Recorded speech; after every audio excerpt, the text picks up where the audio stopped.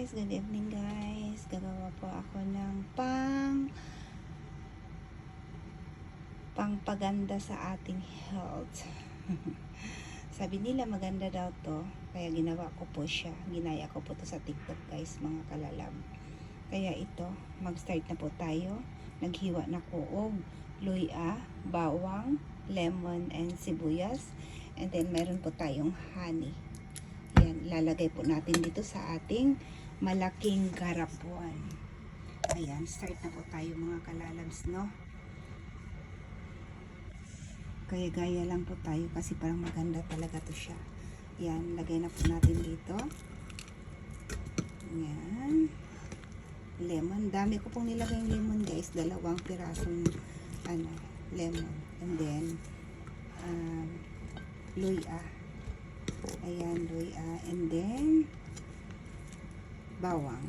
Maganda ka daw kasi itong bawang eh. Sabi nila eh. Yan, kaya ginaya ko po.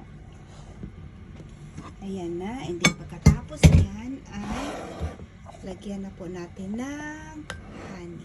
Yan, nakabili lang po ako ng honey sa Caldi. Pagod natin yung honey dito mga kalalabs. And then, inumin natin to siya every morning. And pwede rin daw evening. Morning and evening.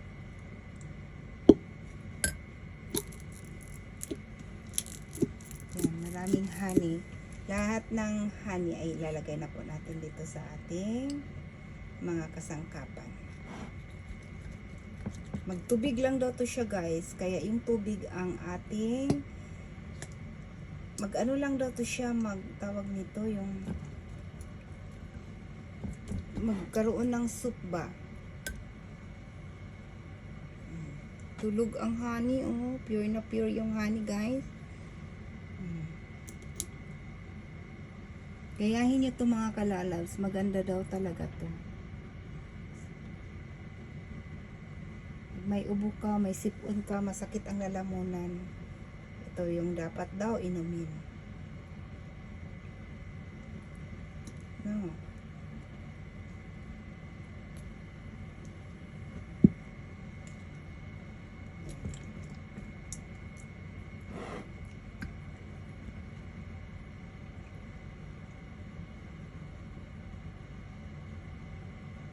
Okay.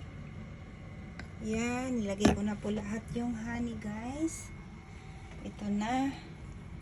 Minix ko na po siya dito sa loob ng ating garapon. Yan, maghintay na lang po tayo kung kailan po siya ay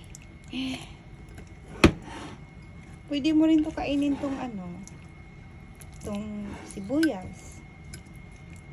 Yan. Thank you for watching guys. Bye.